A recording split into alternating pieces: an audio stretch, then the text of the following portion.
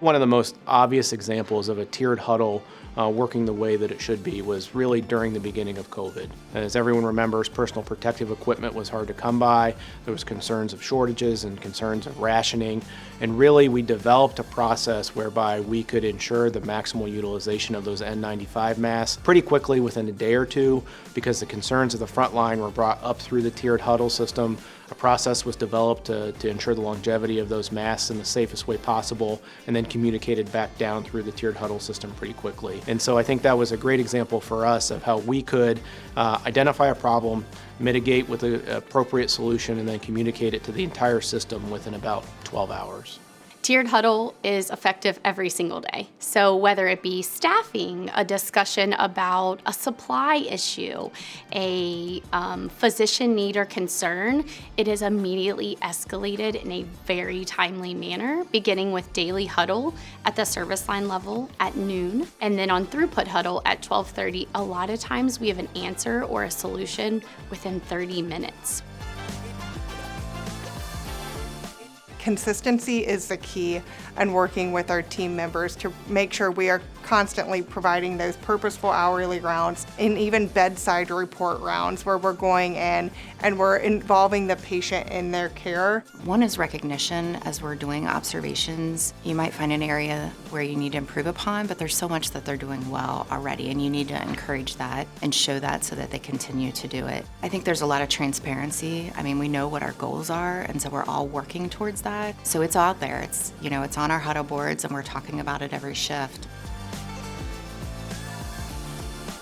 So I think hours to excellence can at times be a challenge because there's so many issues swirling about that require a meeting or conversations with folks. So for me, it's really just ensuring that there's time to round, time to engage with my team, and time to really ensure that we're having the communication and time to resolve conflicts that we possibly can have. Every morning I place on my calendar 8 to 10 a.m.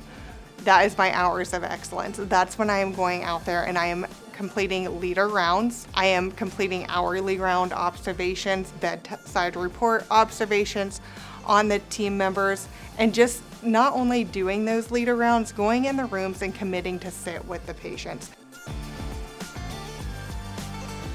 The financial variance reporting and review that we have in place has essentially placed some standardization on the way that we approach our performance from a financial perspective. And so that work helps us, it starts at the front line, and it starts with the frontline leaders, and then it escalates up to myself and Dr. Horn. And as we look at that, it helps us to prioritize where there might be opportunities for assistance. And so if we have a department that's struggling either on supply utilization or maybe human resource productivity, then we see that as an opportunity for us.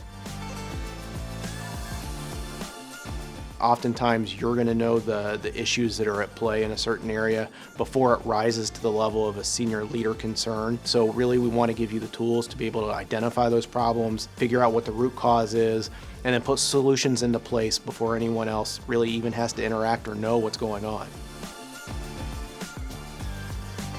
For me, the biggest thing that has helped us as a system is really the entire journey to excellence.